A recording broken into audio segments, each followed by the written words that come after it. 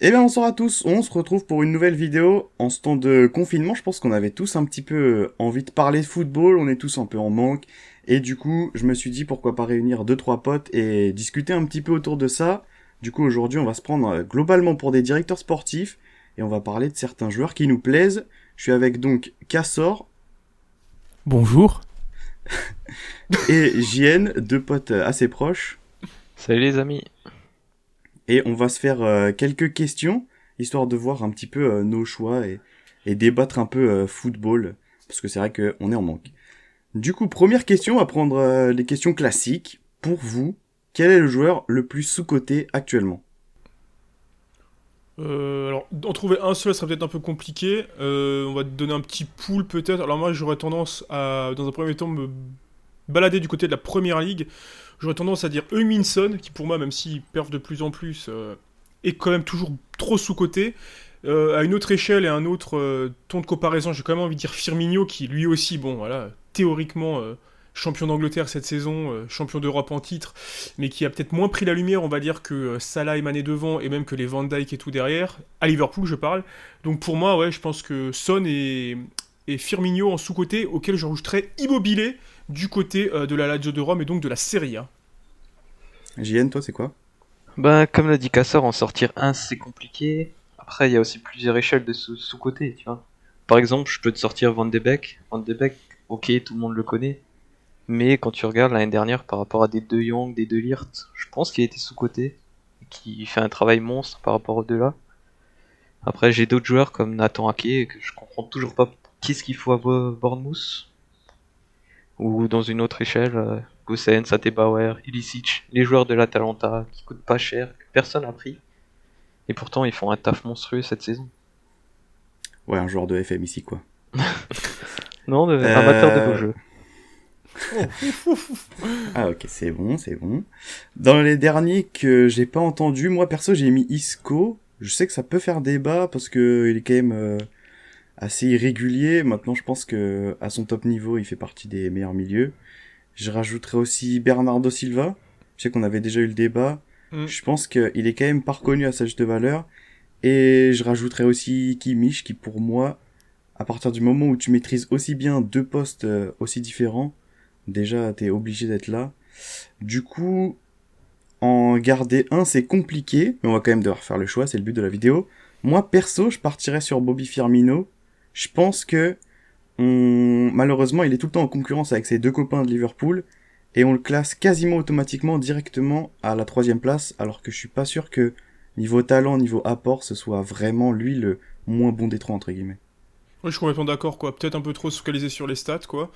Là où il a peut-être parfois plus un rôle de transition, quoi. Peut-être que si tu commences à faire des stats et au niveau des passes clés, tu verras que là il est beaucoup plus haut qu'au niveau des simples passes décisives et buts, typiquement.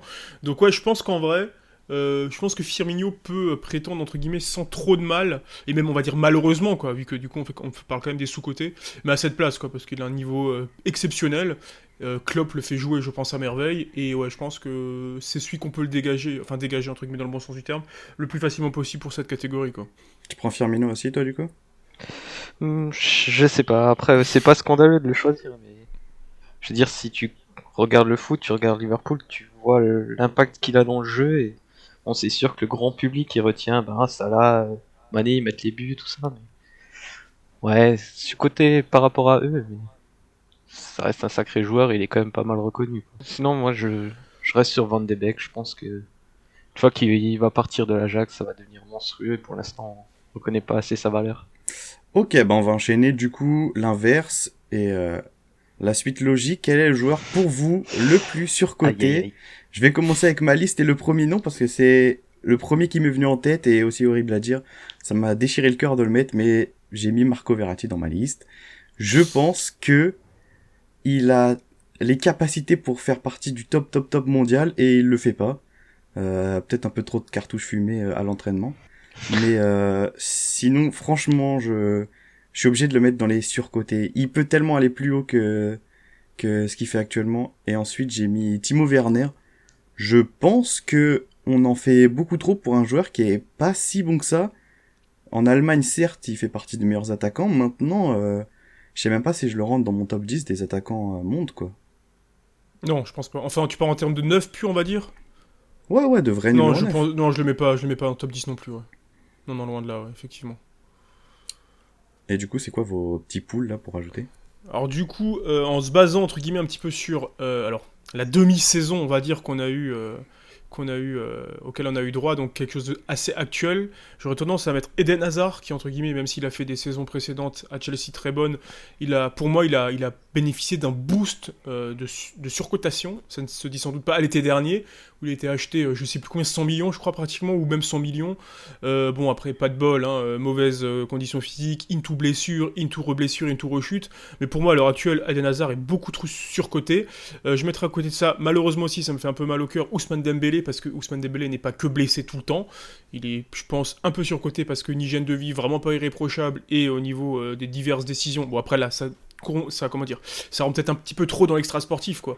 Mais globalement, je pense qu'il est un peu surcoté et j'aurais tendance à mettre encore un joueur qui m'a fait mal et encore un mec qui est passé par Dortmund, Pulisic, pareil, pratiquement transparent cette saison avec Chelsea. Enfin voilà, pour moi, c'est vraiment ouais, 3 des noms qui me viennent facilement à l'esprit. Après, je peux t'en trouver 10, mais je pense que ouais, le trio Ousmane, Hazard et Pulisic, sans trop de soucis, je te les mets à l'heure actuelle en surcoté, quoi. De mon côté, bon, désolé pour les fans de Tottenham, et surcoté pour moi, tu peux pas parler de quelqu'un d'autre que Dele Alli. Sur les dernières années, on l'a vendu comme un crack et pourtant, chaque année il déçoit. On continue de le faire jouer, à dire que ouais, ça va devenir quelque chose. Mais j'arrive pas avec ce joueur. Son comportement aussi, parfois c'est limite. C'est pour moi surcoté, c'est Dele Alli. J'avoue que ça fait un bon synonyme en vrai, hein. Genre, j'avais pas forcément pensé de prime abord, mais en vrai, je pense qu'il il tient vraiment la corde, hein, là. Bah, moi, mon surcoté, il est aussi en Angleterre. Et je pense que c'est le mec qui m'est venu le premier en tête, quasiment. C'est Rashford. Je suis désolé, mais Rashford, c'est pareil. Hein. Mais non, pas Rashford. Merci. ce Ah, je mec, sais Tu pas. prends pour moi, Rashford, on en Dele fait. Alli, Jesse Lingard, c'est un peu la même trempe, tu vois. On nous a vendu Ouais, mais ça Jesse comme des Lingard, tout le monde cracks. sait qu'il est nul maintenant. Mais Rashford, enfin, quand j'entends, bon, après, je sais que c'est sur Twitter et que du coup, c'est pas forcément. Mais quand j'entends des débats entre Rashford et Mbappé, Oui, bon, je ça par veux contre, bien oui. que on aime bien Rashford et tout, mais pour moi, il fait même pas partie des 10 meilleurs jeunes espoirs du football actuel. En vrai, je trouve qu'on en fait trop. Tu, Après, oui, il a fait 2 virgules en championnat contre des mecs inconnus, donc ok, ça passe, tu vois.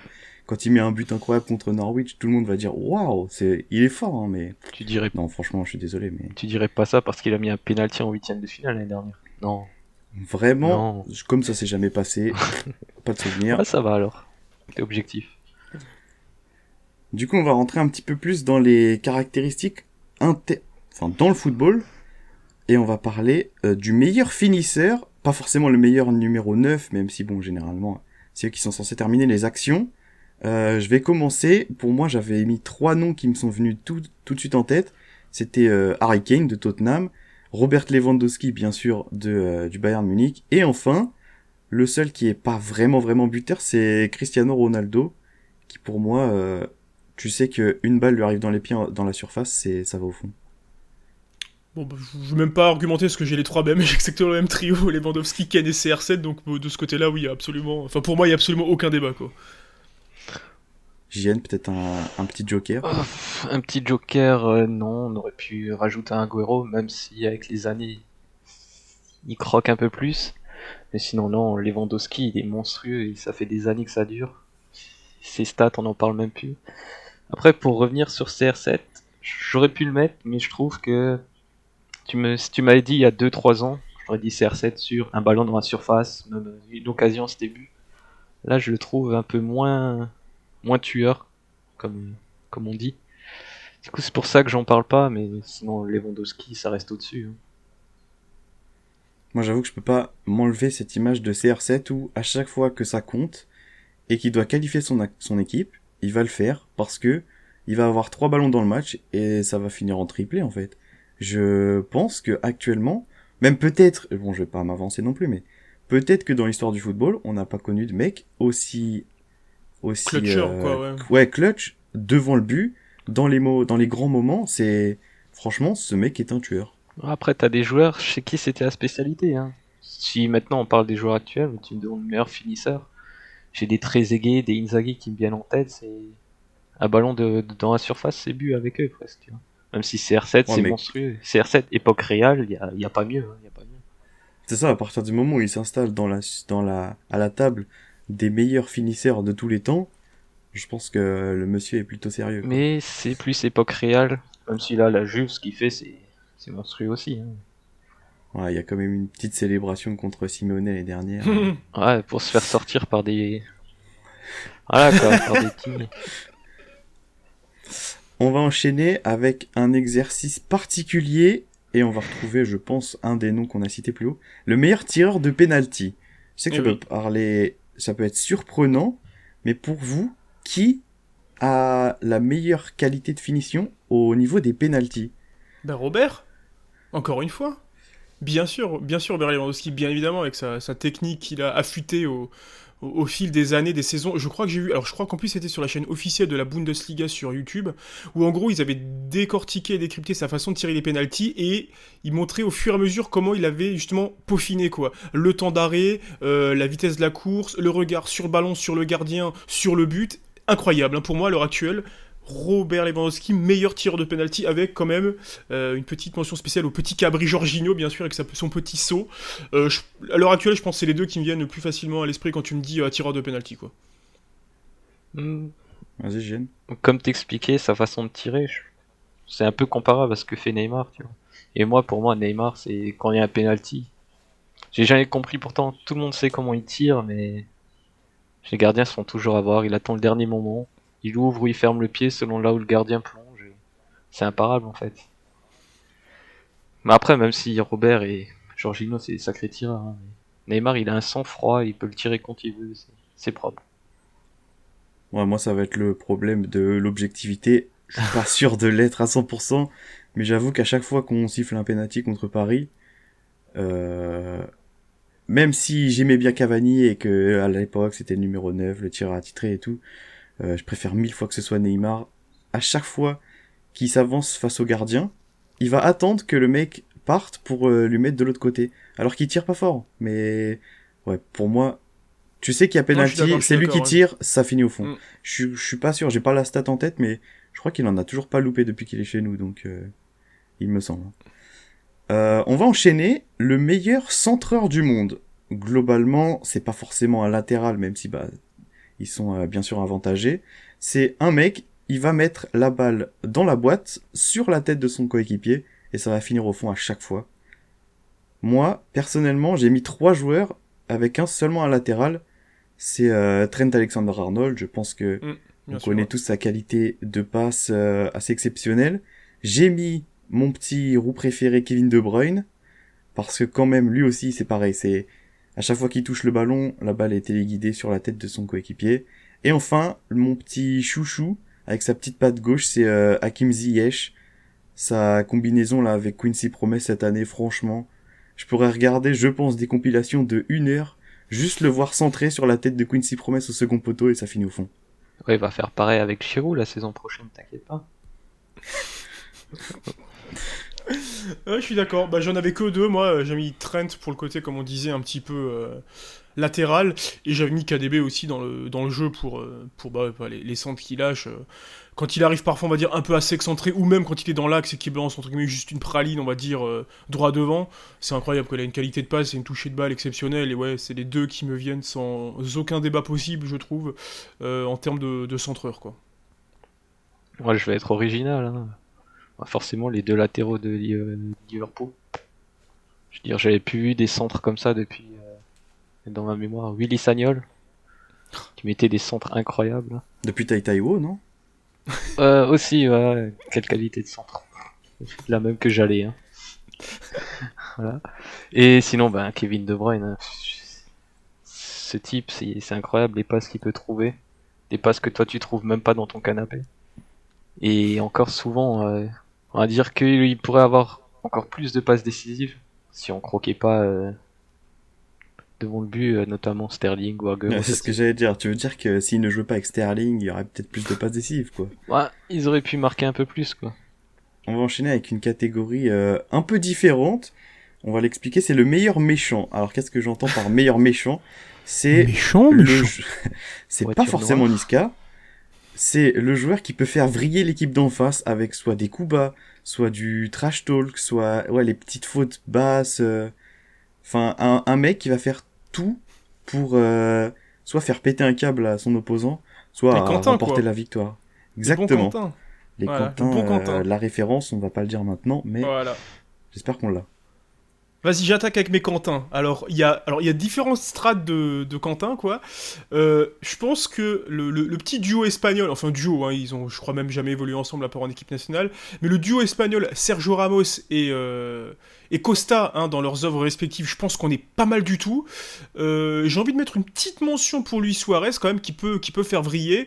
Et peut-être aussi, du coup, et c'est le curl qui parle, donc je suis bien content de l'avoir entre guillemets ici chez moi, mais je pense que Anto Lopez dans cette catégorie a quand même une petite épingle du jeu à tirer, quoi. Genre, je pense que pour faire vriller les trucs, et bien sûr, une fois que ça a bien vrillé, partir à la castagne.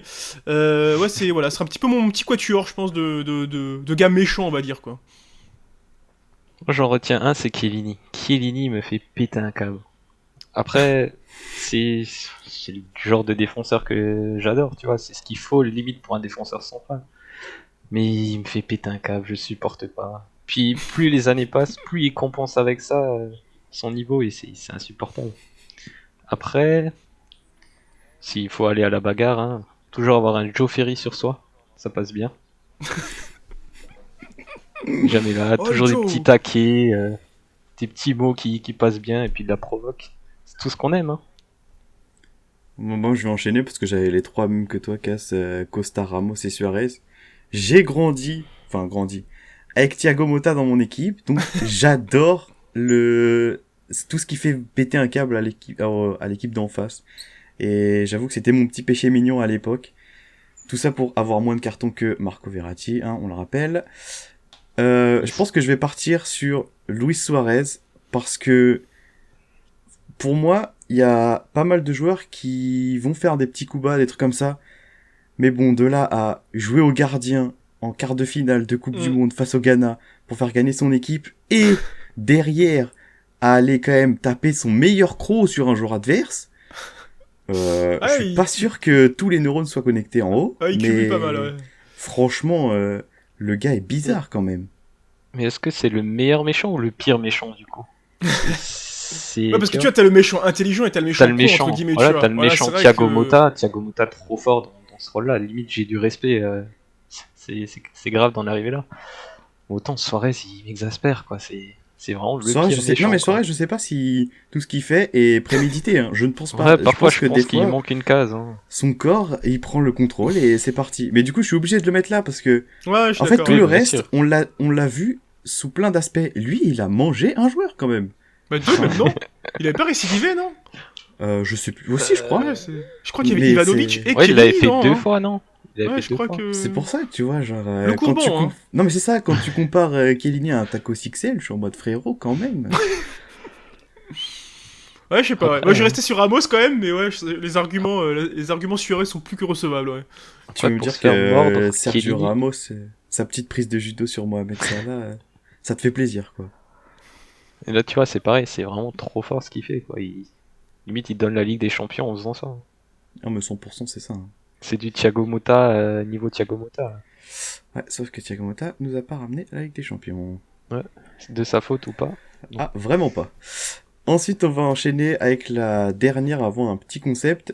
C'est le joueur le plus élégant qui pourrait allègrement jouer en costard sur un terrain de foot. Où tu sais qu'il va ressortir, il y aura pas une goutte de transpi, pas un pli sur sa cravate qui sera nickel. Je vais commencer. Je pense que, qui était déjà mon joueur sous-coté, c'est Bobby Firmino. Je pense que dans ce cas-là, il est très très bon. Franchement, il a pas besoin de short, hein. Et mon petit chouchou et mon choix, c'est Javier Pastore. Je suis désolé, mais ce mec a un talent et une classe hors du commun. Je pourrais le regarder jouer. Bon, le problème, c'est qu'il joue jamais, vu qu'il est tout le temps blessé. Mais je pourrais le regarder jouer pendant toute ma vie, je pense. Si j'avais qu'un joueur à regarder, ce serait lui. Moi, j'aurais tendance à dire Neymar, basiquement.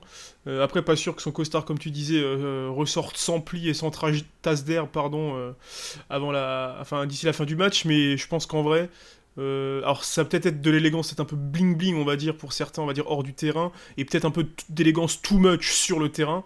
Mais non, ouais, je pense que c'est quand même, je vais quand même mettre Neymar dans cette petite catégorie trop exotique, on va dire quoi.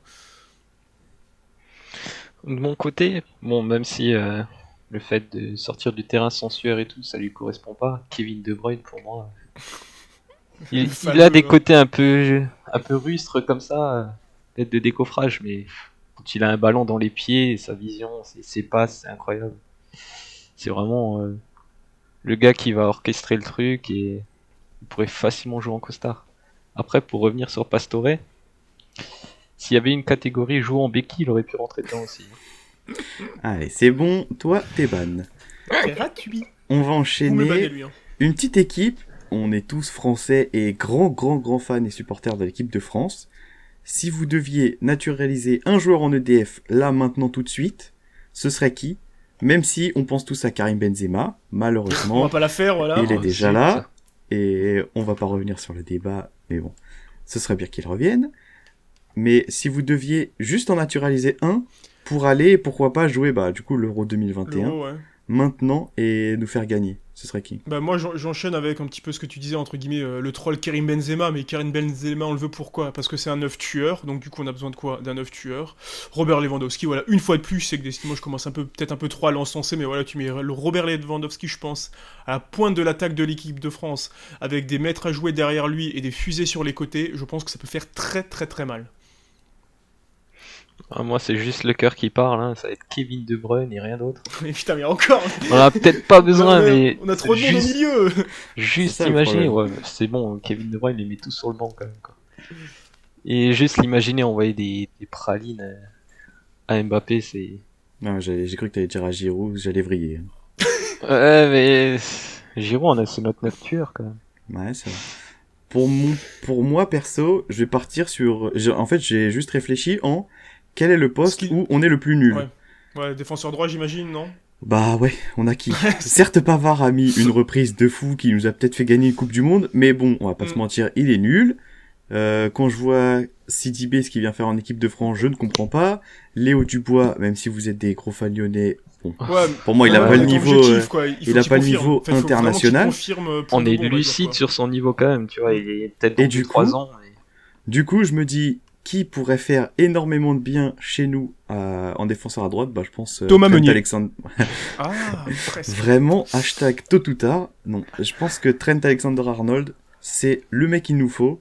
Il va faire des centres sur la tête de Giroud qui marquera peut-être dans les compétitions, on sait pas. Ou sur la tête de Griezmann, parce que malgré sa petite taille, il y a quand même un bon jeu de tête.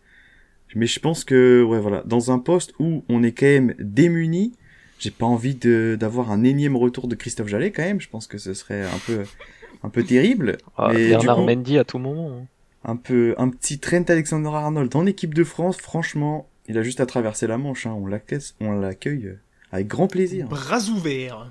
Moi, je suis d'accord. Par contre, après, t'as le facteur Deschamps, qui lui préfère avoir limite 4 défenseurs centraux derrière, même si ça monte moins en latéraux que un gars qui va monter, faire le couloir, mettre des centres, tu vois. D'où Pavard, quoi, en fait. C'est-à-dire, tant que Pavard fera le rôle du bon défenseur, ben, tant que Deschamps est là. Ben...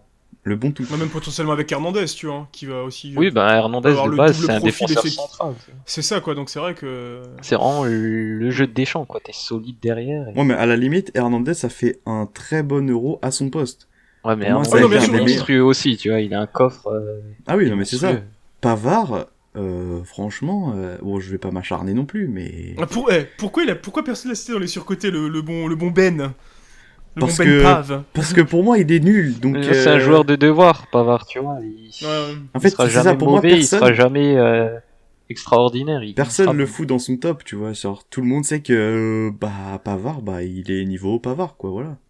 On va changer un tout petit peu de registre et on va partir en full directeur sportif. Là, chacun met sa meilleure cravate et son meilleur costard.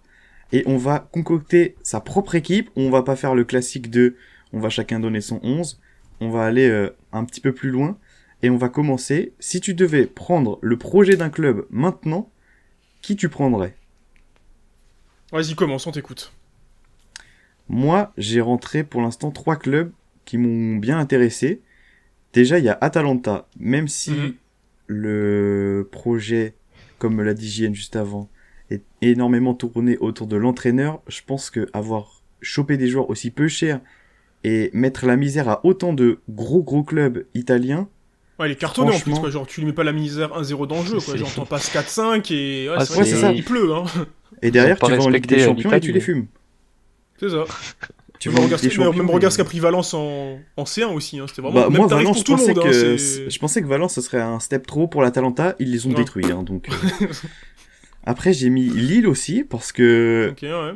j'aime énormément le travail de Campos et je pense que tout ce qui touche peut se transformer en or. Et du coup, je suis content pour mes amis lillois parce Je peux me que permettre de rebondir là-dessus, mais je pense que comment dire, le côté entre guillemets balance économique, j'ai pas l'impression que ce soit le truc. Enfin, genre ils sont revenus il y a une saison ou 2 saisons d'un espèce de entre guillemets tout juste quoi. Autant je pense que le projet sportif est bon, autant est-ce que les finances vont suivre derrière. C'est quoi, c'est Lopez, non? C'est ça, non, qui est à la tête de Lille, Non, non? Je t'avoue le que j'ai problème de Lille, c'est que petite c'est réserve purement du dessus quoi. trading de joueurs, tu vois. Hmm. Le ouais, projet mais sportif, il est maintenu grâce à Campos qui te sort des cracks à chaque fois comme pas possible, quoi. T'as l'impression qu'il il ouvre le frigo, il sort un crack, allez, tiens, vas-y, c'est bon. c'est ça Alors pour que d'un moi. autre côté, le projet, bah, c'est juste faire de l'argent pour les investisseurs, quoi. C'est tout. Ouais. Et mon dernier, c'est Leipzig parce que un club qui a 10 ans de d'histoire seulement et qui est déjà aussi haut que ce soit en Allemagne ou même en Europe parce que franchement il se rapproche déjà du top 10 européen quasiment. Franchement je trouve ça fort et là avec rajouter un technicien comme Nagelsmann je C'est ça en pense fait. que c'est franchement l'alchimie parfaite. C'est ça, bah là tu vois, contrairement à lui, entre guillemets, je te dirais là justement, il y a tout, tu vois. T'as l'argent derrière, t'as une gestion sportive qui me paraît assez optimale, t'as Nagelsmann à la tête de l'effectif, je pense que c'est vraiment sexy comme poste, comme poste, comme projet. Perso, j'avais hésité à la mettre dedans, ça s'est joué un peu, alors je suis resté sur un premier truc très traditionnel, genre l'Ajax d'Amsterdam, bon je pense qu'il n'y a pas besoin de rentrer dans les détails, mais je trouve que c'est comment dire, une vitrine et magnifique au football globalement, voilà, genre au football, au jeu, à la pureté. Et à côté de ça, j'ai mis, pareil, un club français aussi, mais j'ai mis Rennes pour le coup. Alors, il y a eu le petit accro, entre guillemets, Olivier Létang il y a quelques mois maintenant, mais je pense, et j'ai l'impression, la conviction, peut-être l'espoir, en me disant, bon allez, un nouveau club français qui peut passer une nouvelle marche, qu'il y a quelque chose à faire. Théoriquement, là, sauf si on va y avoir 50 000 recours instaurés, on devrait avoir Rennes en Champions League, dans le pire des cas, de nouveau en Europa League. Mais ouais, je sais pas, j'ai envie de croire en Rennes et je sais pas, il y a un truc chez eux, dans le projet rennais qui me séduit quoi pour le futur quoi. Alors, attention. Va falloir que je l'explique parce que pour moi, un projet de club. Anderlecht, voilà. Non, je parlais de Metz. Non, c'est pas vrai. L'Olympique Lyonnais, hein, bah. On a beau dire ce qu'on veut, même si actuellement, sportivement, c'est fait C'est la avec les Hesse. pieds, quoi. C'est fait avec les pieds, quoi. On va pas se dire, ça se met des bâtons dans les roues sur certains choix. On dira pas lesquels. Mais ce qu'a construit Olas avec le stade, même maintenant des filières avec un club féminin là, aux Aux États-Unis, États-Unis, ouais. le projet Asvel. Je veux dire, je pense d'ici quelques années, Lyon va ça devenir un club qui va s'autofinancer en fait. Tu n'auras pas besoin d'argent de l'extérieur ou d'investisseurs. Ils vont générer tellement d'argent avec tout ce qu'il y a autour que le club va suffire à lui-même. Et ça, c'est énorme. Je pense qu'il n'y a pas beaucoup de clubs dans le monde qui peuvent se permettre ça. Et rien que pour ça, le projet il est énorme. Même si maintenant, sportivement, c'est la galère. Parce qu'on peut pas faire que des bons choix. Hein. Parce qu'il y a certains choix, tu te demandes comment ils sont faits. Et après, bah, pour revenir sur l'Atalanta, bon, je suis d'accord. Hein. Le projet, il est monstrueux, il est bien fait, il est bien ficelé. En plus, on prend du plaisir quand on les voit jouer. Mais c'est pareil que C'est ça, ouais. Leipzig. Là où encore Leipzig, c'est vraiment très très construit. C'est basé sur des coachs qui jouent au foot et qui savent exactement ce qu'ils veulent et à qui on laisse le temps et la chance de développer leur projet. Tu prends l'exemple de Nagelsmann, il colle parfaitement au projet Leipzig. Par contre, il était à Hoffenheim, il faisait déjà la même chose. Et depuis qu'il est parti d'Hoffenheim, Hoffenheim a du mal, tu vois. Donc ça tient vraiment sur un coach. Gasperini, je pense, c'est pareil. Mais même si c'est des projets, si ça dure, ça peut devenir énorme, quoi. Bon, je vais terminer avec, pour moi, ce qui est le meilleur projet de cette fin de décennie. Je pense que c'est incontestablement Liverpool, en fait. Parce qu'on l'oublie qu'il y a 5 ans, Liverpool, c'était quand même la charnière Skritel-Sako, et que là, ils sont en train de tout déchirer en Europe. Ils ont quasiment fait une saison parfaite en Angleterre. Ils étaient quand même bien partis pour aller conserver leur titre, Ouais, mais Klopp, avant de il a se eu faire le... détruire, mais... Bah, Klopp a ses idées et puis il a surtout eu le temps de les appliquer, quoi. Imagine maintenant Klopp, au bout d'un an, bah, il n'y a pas les résultats, il se fait virer. Ouais, mais c'est pour ça. Le En projet gros, ne naît jamais, tu vois. un projet Il faut où on vraiment fait laisser le confiance temps à à un chaque fois. coach, et Il faut qu'il ait des idées. on lui dit, bah tiens, on va te laisser 3 ans, pas 3 mois ou pas, Ouais, mais le pas problème, 6 c'est que mois. maintenant, t'as besoin vraiment de résultats, quoi. Un coach, il est nommé au bout de 4 mois. Bah, regarde Silvino, au bout de 4 mois, on a dit, allez les gars, Ouais, c'est ce que on a j'allais besoin dire. de Regarde résultats. Rudy, ça fait un bail qu'il est là, pourtant il est toujours aussi nul, il est toujours là, hein. Trop bien sa vie. Ah, mais Rudy, c'est une énigme, hein. Enfin, petit point cosmétique.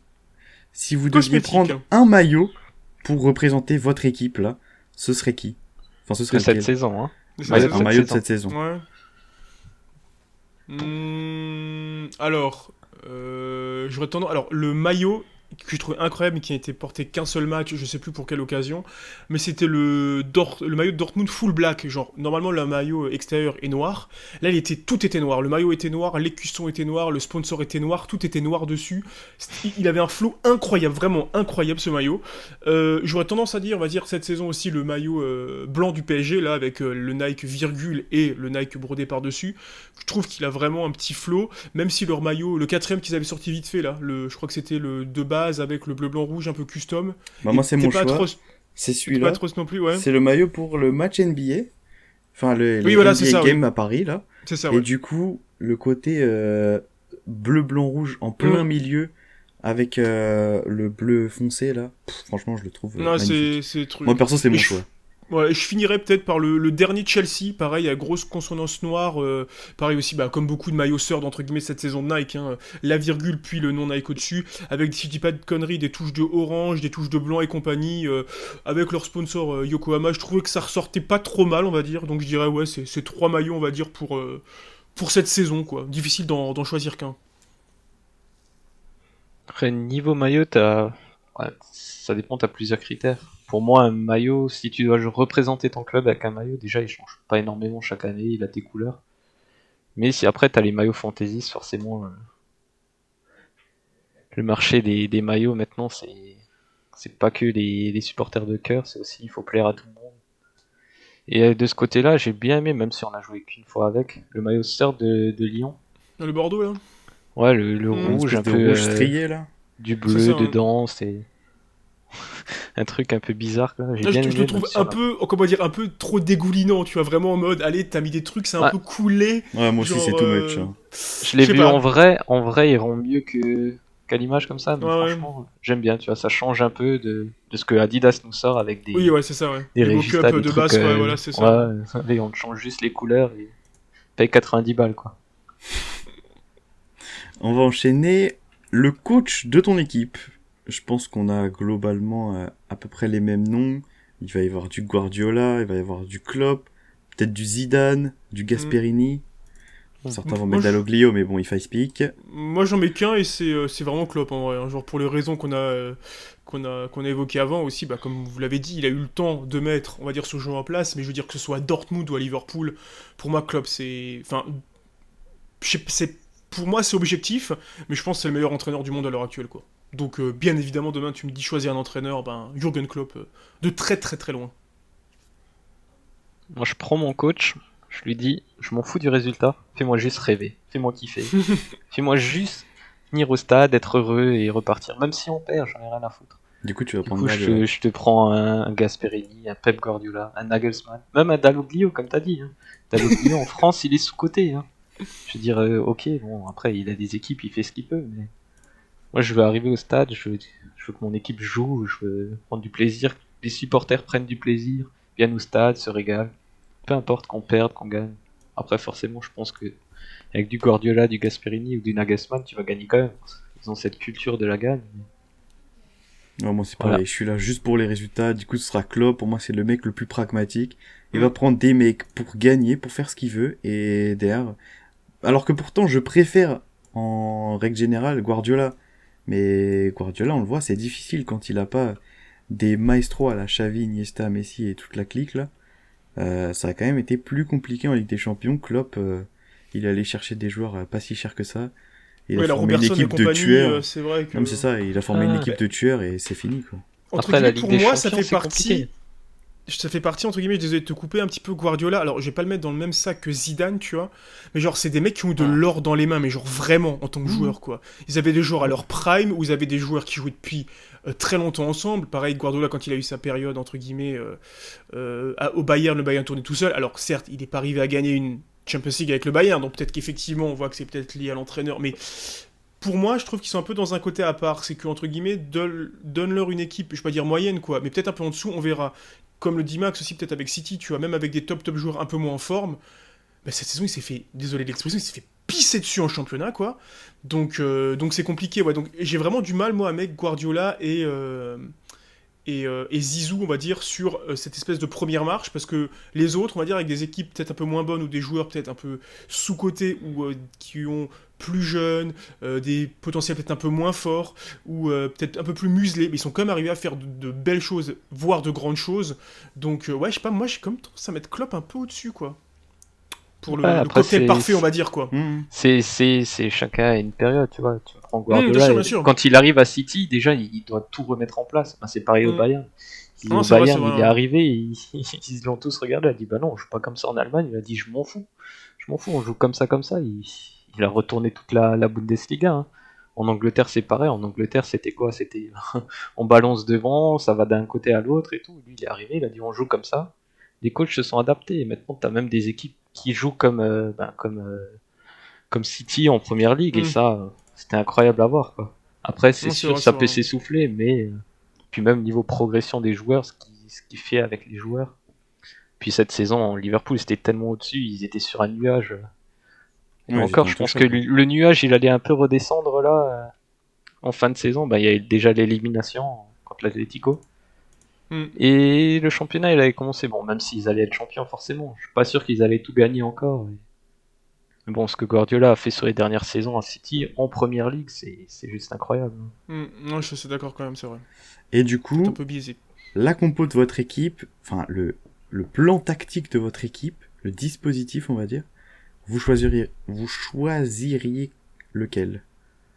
Euh, Personnellement, j'en ai deux qui me tiennent entre guillemets pas mal à cœur. J'ai le fameux 4-2-3, on va dire, quoi.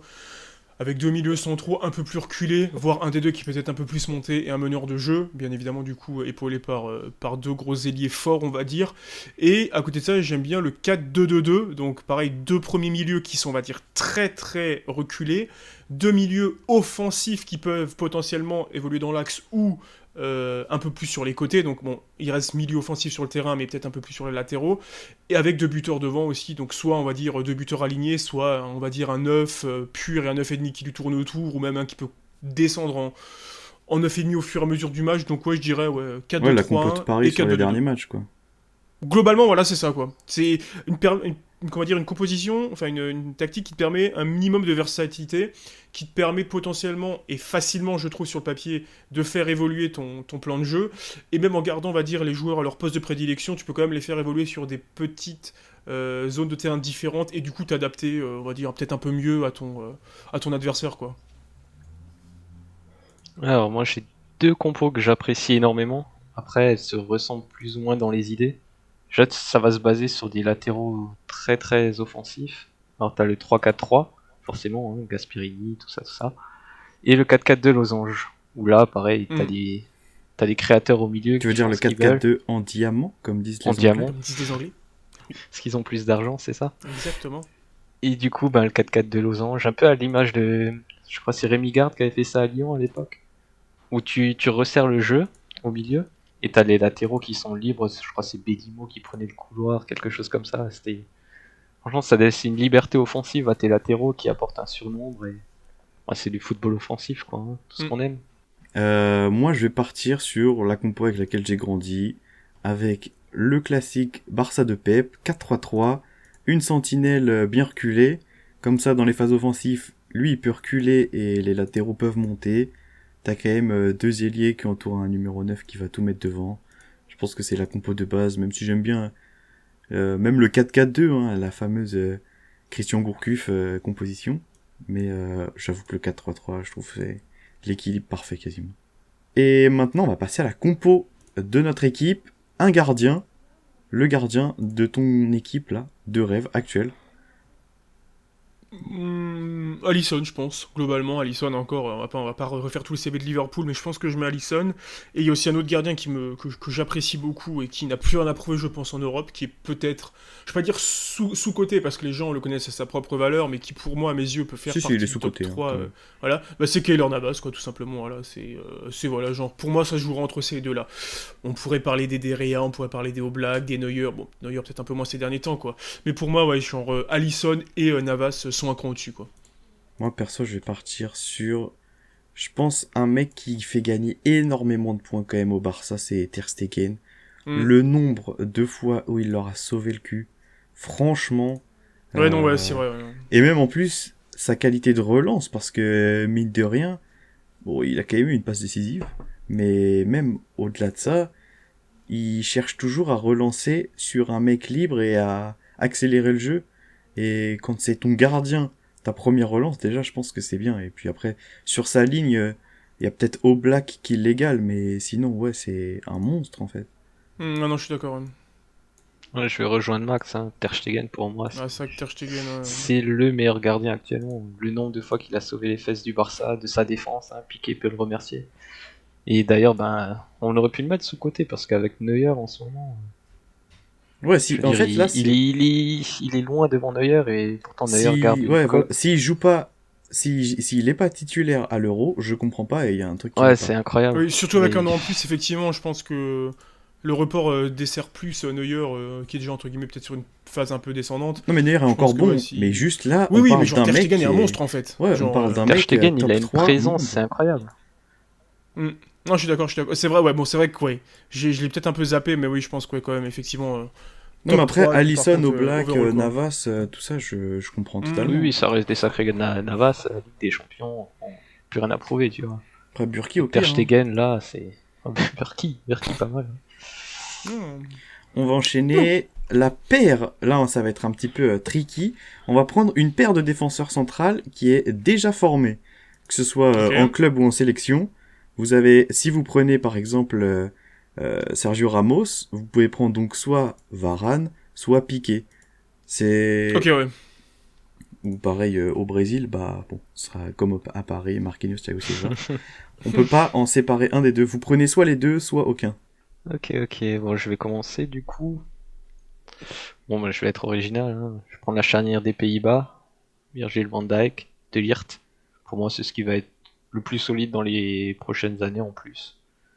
Après, j'ai un petit faible pour Nathan Ake, que je trouve sous-côté, je l'ai dit plus haut.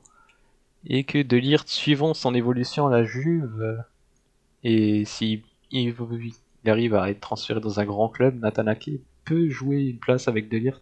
Ça reste une charnière hollandaise, donc ça rentre dans tes critères. Ouais, pas mal. Bon, pareil, on va dire pour la charnière, on va dire un petit peu... Équipe nationale, je pense qu'à l'heure actuelle, c'est ce qui se fait le mieux.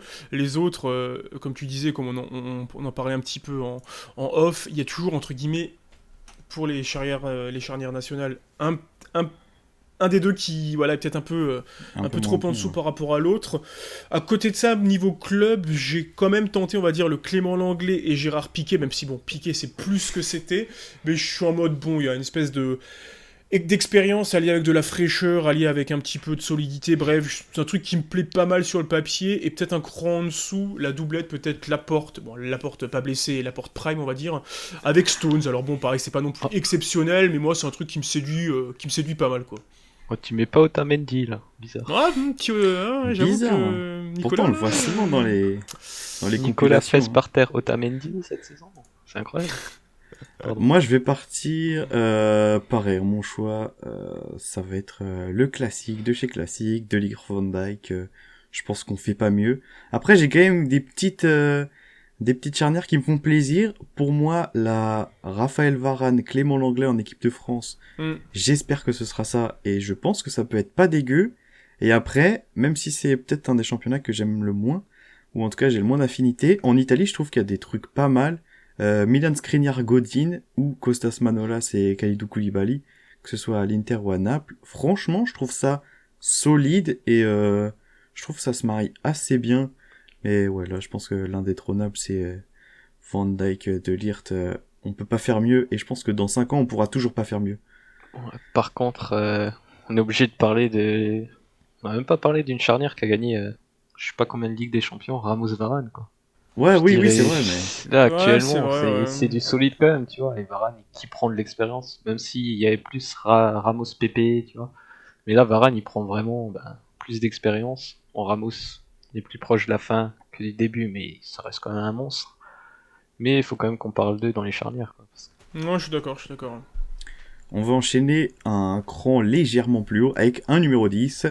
Dans le jeu, c'est... Bon, moi, dans ma compo en 4-3-3, bien sûr, ce sera pas un vrai numéro 10. Mais si vous deviez prendre le meneur de jeu de votre équipe, et on a du Paulo c'est ça, Dybala, du Neymar, du Bruno Fernandes, pourquoi pas un petit Dimitri Payet, qui sait, Pourquoi pas? ou un Pourquoi petit pas. Lionel Celui d'il y a Messi. 5 ans, c'est ça, non? Ouais, non, non, celui de cette des années saison. de compétition internationale, peut-être. C'est ça, celui de 2016, phase de poule de l'Euro. Bah moi, du coup, je... Alors, est-ce que c'est un vrai dit? Je sais pas, mais on va peut-être pouvoir reparler, entre guillemets, de notre petit Kevin De Bruyne. Pourquoi pas? Et sinon, entre guillemets, si c'est vraiment... Là, c'est plus le cœur qui parle, même si je pense qu'il aurait tout à fait sa place, c'est Marco Reus, voilà, quoi, que j'affectionne particulièrement, et qui, je pense, pourrait avoir une belle place de numéro 10 dans mon équipe, quoi. Ah oui, le 10 de l'infirmerie, c'est... Ouais, je Ouais, le reconnais, vraiment. je le reconnais. Culotté de la part de quelqu'un qui a parlé de Pastore il y a une petite dizaine, vingtaine de minutes, quand même. Ouais, mais au moins, quand il est blessé, il est en costard. Ah, c'est vrai, c'est vrai. Ah il est en costard dans les tribunes plus souvent que sur le terrain, quand même. En vrai, je vais partir sur Kevin De Bruyne aussi. Pour moi, à l'heure actuelle, c'est le milieu le plus complet. Je pourrais parler de numéro 8, de milieu gauche, milieu droite. Je prendrais quand même Kevin De Bruyne tous les jours. Je pense que si je dois donner les clés du camion à un joueur, dans mon équipe, ce sera à lui. Je pense qu'il peut faire tout ce qu'il veut. J'accepterai avec grand plaisir. Bon, je vais pas parler de Kevin De Bruyne, même si je l'aurais choisi aussi. Mais du coup, on va changer un peu. Je vais prendre un joueur qui, dans l'idée, est un peu sous-côté. Thiago Alcantara. Je lui donne les clés du jeu aussi, quand il veut. Ouais, peut-être C'est un peu simple, trop, c'est numéro propre. 10, non? Je sais pas, non? Ben, Moi, j'avoue, j'ai du mal à tu l'imaginer joues aussi pas haut. forcément avec un numéro 10, tu vois, mais avec un gars qui va te Hmm. faire le jeu, qui va te réguler tout ça. Je pense que c'est énorme ce qu'il fait. Hein. Alcantara, tu vois, c'est un peu les joueurs qu'on n'y pense pas. Il te régule le jeu, tu le vois pas toujours, mais ce qu'il fait, c'est simple, c'est propre. C'est toujours utile. C'est comme Kevin De Bruyne, quoi. Non, je suis d'accord. Après, bien sûr, Kevin De Bruyne, c'est... Tous les jours, tu lui donnes les clés, et puis voilà. On va enchaîner avec, vous devez signer un joueur là maintenant, qui sera pour vous l'un des piliers de votre projet d'ici 3, 4, 5, 6 ans, et qui sera parmi les meilleurs à son poste. J'ai pris une petite sélection, franchement c'est ce que j'aime le plus, voir les petits jeunes évoluer et devenir des monstres. Je peux parler de Kai Havertz, qui pour moi à Leverkusen est monstrueux. Phil Foden à Manchester City, j'espère qu'il explosera. Fede Valverde aussi au Real, quand il va prendre une place de titulaire au milieu de terrain, je pense que ça va être monstrueux. Ou celui qui m'a fait transpirer énormément en début d'année, Erling Haaland.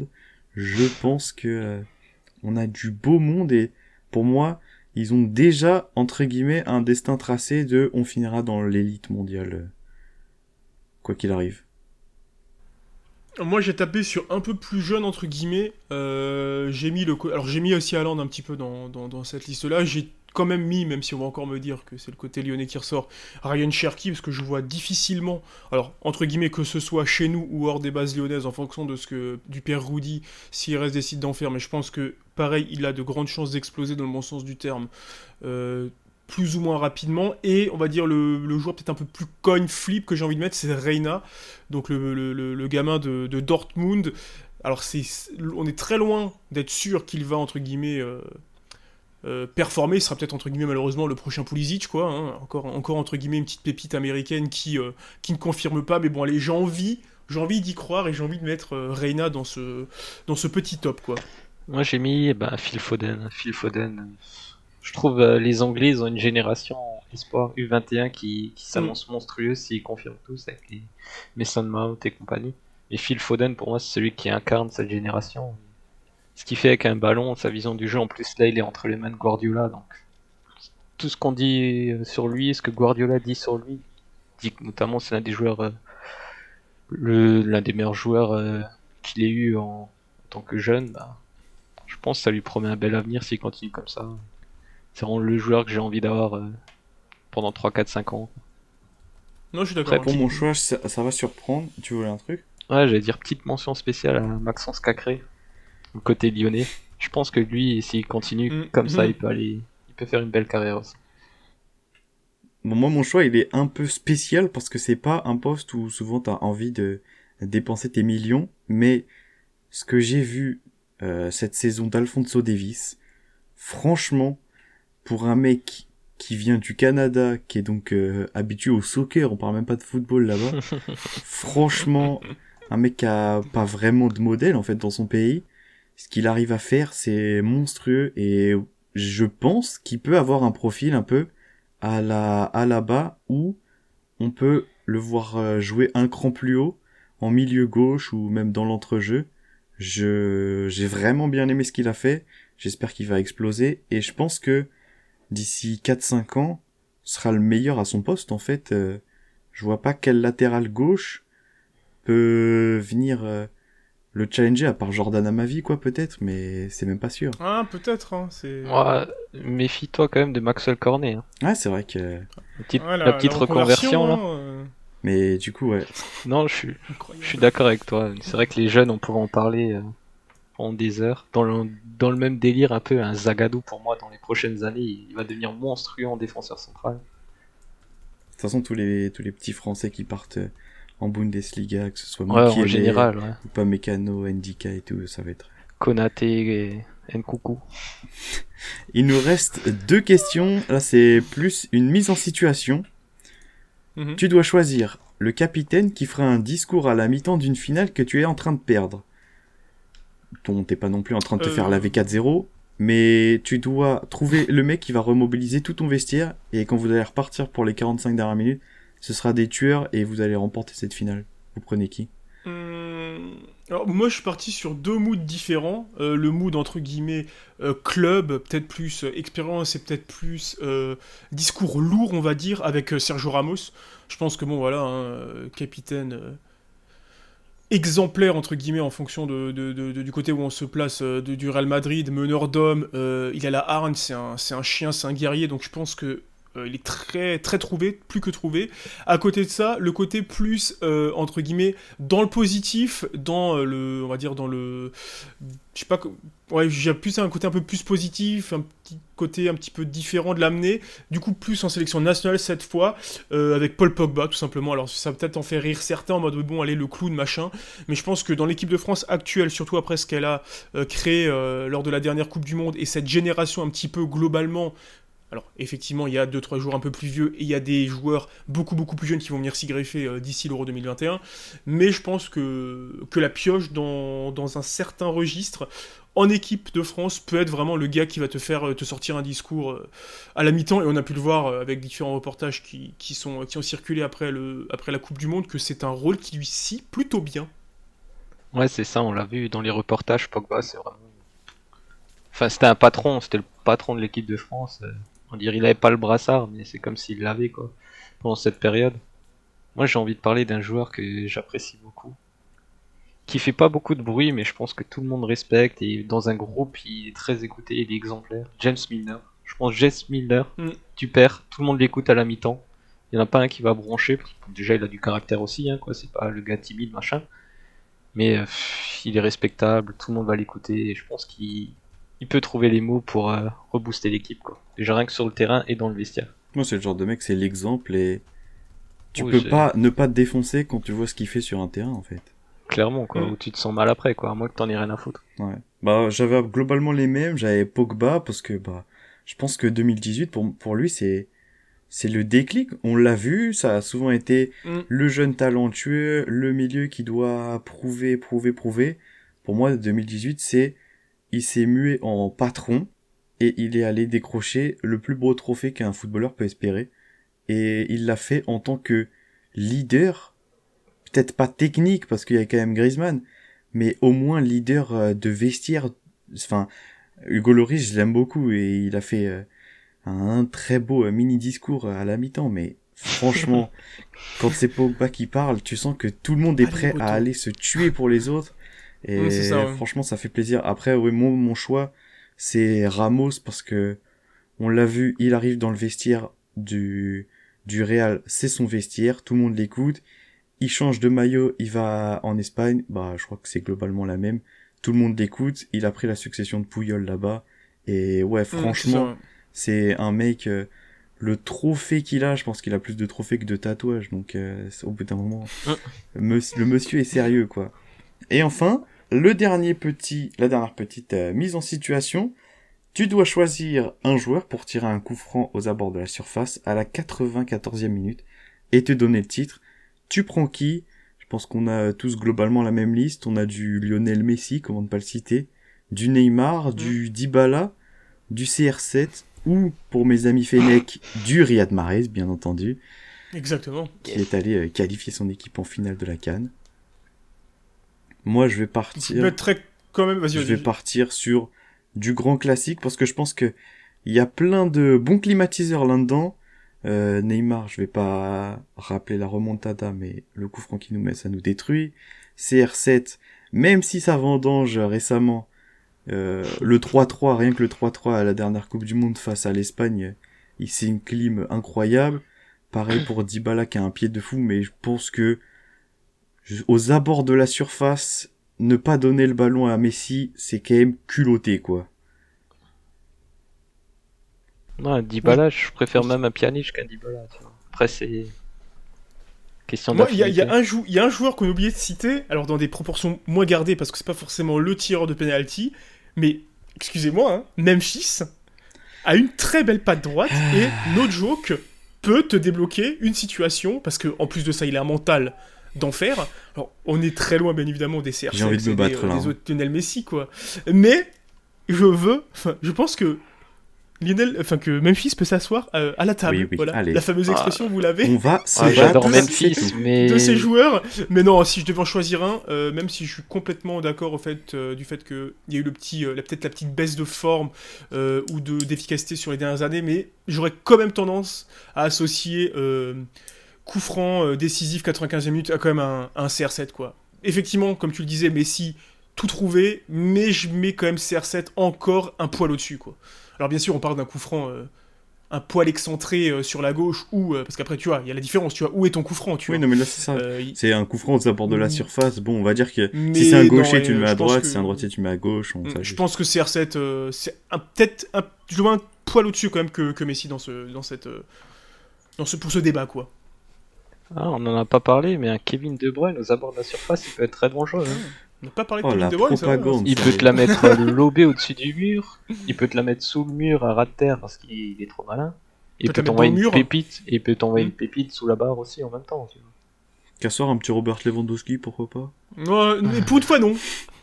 Après une grosse mine dans le mur rentre avec, tu me diras Allez, pourquoi perso, pas, je hein, vais mais, partir avec Javier Pastore. Ah, pourtant, vous avez mis CR7 hein, pour la même chose. Donc. ah là là. Ouais, du coup, Ah. moi, c'est Messi. Je pense que Ouais, un petit Mahrez pour la beauté, pour la canne. pour la deuxième étoile sur le maillot des Fennec.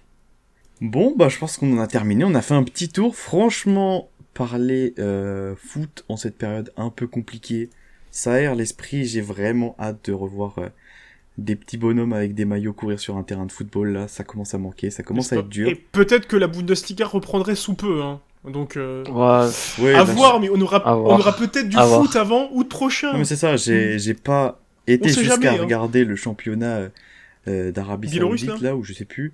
Mais Ouais. non, c'est chaud. à recommencer à avoir un peu de foot, surtout que nous, on sait que, bah, du coup, le championnat est fini. j'étais vraiment prêt à payer hein, pour voir un Dijon 3 ou n'importe quel match de Coupe de la Ligue sur un terrain champêtre. Hein. Là, franchement. Ah, Mais bon. sinon, il y a l'équipe qui diffuse pour la 800e fois la demi-finale France-Argentine. Hein. Si jamais tu veux voir du foot. Hein. Bon, on va se laisser là-dessus. On se retrouvera pour les carrières comme d'habitude très bientôt. Et on se retrouve à la prochaine. Ciao.